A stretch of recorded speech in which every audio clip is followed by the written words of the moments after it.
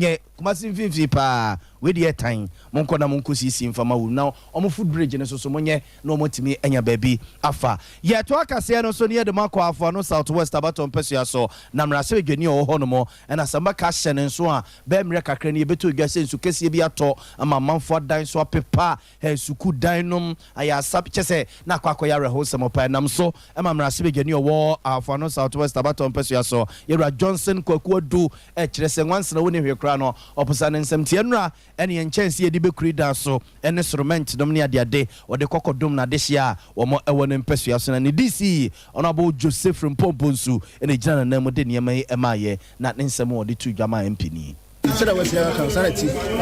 le de na ka wase yewu anu ana e de na ona be se na manfo nsa memo onche ho continue sa do kwase e na otu se mi sila na me fa normal sa do de ba ye chance cement sewing machines na preachers de ma hospital no de ma me asabi me so ya dane ama manfo nse obi no mfa ko yadwa na ntimi mo ma ye mense so ntimi tunko be fu abanya na so be ye MP ye mense dia e bia we bia fi do profita be atos be pensa we are last week no che mathematical set ma ko ye exams no sama kuno desk be 200 de ma school no ti adia de bi otai de futa be won say sabwe nye wo de fisika eto sa no ama fon so mo so mo sa be ka be no mo so be yusu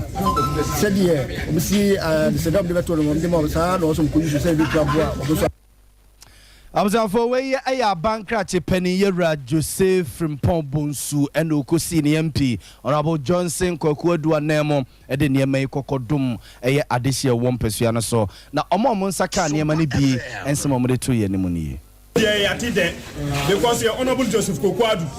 member of Parliament, member of ECOWAS. Anytime oye project a hudo maybe mensi MPs kura project na MPA kura omanye ne kwata kura but omuti omudin because of MP oye elder asore ba penny oye papa on pese amanfo yeden omunka but this the time there honorable ye papa ye be kana obi ayeden ahu say honorable na yeden eye oma hu say adoye we ne oba egua change cement zinc sewing machines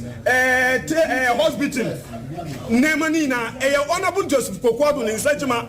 This time near the ordinary no aka ye de yen ka yam prepare no ye beka na ohun say o wiase ni na ohun say MP oyejima so asida na edima no yankumpo ombo no ho ban emfa ne say de ekata oni ne bushafo 2024 no na eye nwanwase akunja no inshallah ye dia Abusafo ya to akase no so ne de makwa wutu senya West Abaton Pesu aso wo mfimfi mantemu na nanom ne adehia ewo honom no mosro momra sebedwane ne omudisi se omuntwomo ne mehwe wonum kakra na wo sebi ya ne ya omukoso nom ne ade nkoyi kura nkoyi ama sebi produce amanfo sebi ijomo na abonten saa emwakru no empuntu ne wo mu eyeyo na adehia ne nsem kakra ni bia ba akokura mpo wa ha afetu ye wo bridge bi wa ha nsuo no to a entimi nko na nsuo no to sa na kuro no nyina ye nsuo nko a wonya ba bia ntu nenzi obi kura na da ntumi ndem eno so ehaye na afi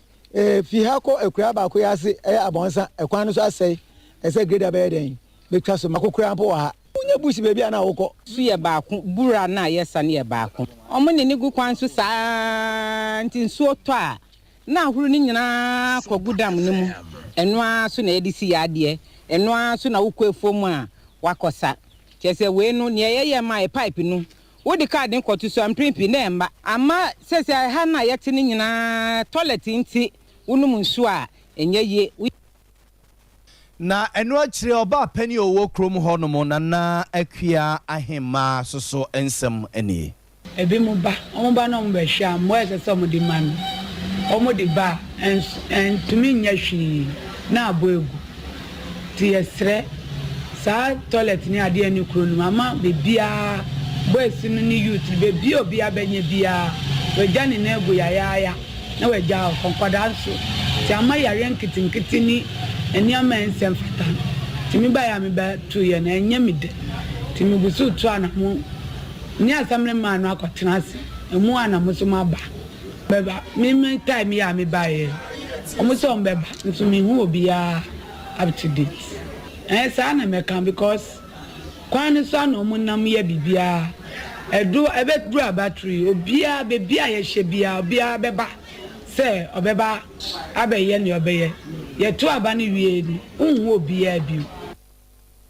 Yademo ko gomua akraman ye wo gomua East Abaton Pesu aso wo mfimfi mantemu na arahosem ne se yese eye obatan bia ne ba abaya abosume be mi ensakra no wadi no wakwa akoto na twene ya no wakwa akoto na twene chese ode enwere fita ne pampers ba ko ode bia no ho ena chese okokoto no twene ye na yakopon ya dom ma still bend bia eja ono no asore ba bedi ne pa no ena ohun sa akwada ne da hono mo a so ana akwada ne su otwene ni so a ohunu obi a ewo honom na akola ihu fi we asemu ni onya ya mpe ni ope so enya na for still benda no copy asem ne so no ene yenua Erica na oto yenkra ene fimfimfi mantem di nkomo e mo kire se social welfare mpenimfo ewo gomu akra no wo mo ade akoda wo no a wo mo na aso akoda ne mo sesei enti bese na our time no mo ehu se obi fi e bodo ba na ebi so ge mi so ni ko no mo ba ase be ka kire se on ta ko ja no ba no musu so me wakofa akra no ko no so bi na di dio so bi ne ento musu enji hono no so me fe na me sorry ko hono me ko na kwa da hono da bench na ye bende ye rain so from da bench ni so na enra mienu white e kata ne ho na we papa mpese nko na wusu na ye ko na me ko fa akra no me ko fa akra na me ne ko me ye ne ko police station be o agbele junction Auzianti we still bender na okoko pia akwada ne so na no ne enua Erica na ne di nkoma na ochichi mu se ni osiku hu akwala ne faye na rehosem pa asemi akwako pia posifo ne social welfare mpenimfo nsem ewugomua isi ne di akiri de bifra to bia ne yemfa nkabe mu yede kase ne si omanhene yesuma de ache bia dwumadi to asukuku a na chinchin fidie ne de ma yen Emmanuel Sego na ede yen Eco TV ne so ene eyuku adanti wo frɛ na waka wasem sa medin ede na ya bo amali bia boge semofo penini asante ebo a Benedict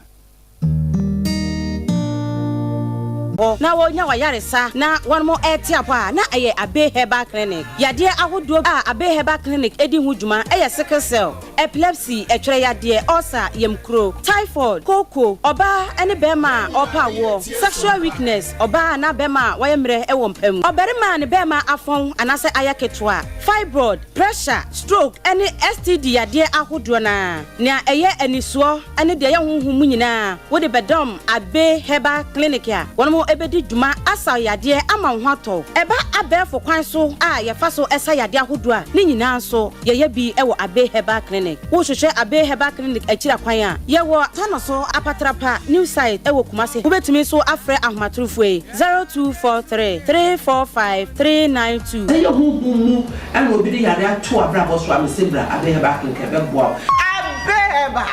matia kan so money baba mutre.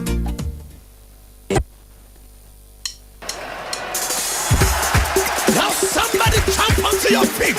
and offer unto God a living sacrifice of praise, even with the fruit of your lips.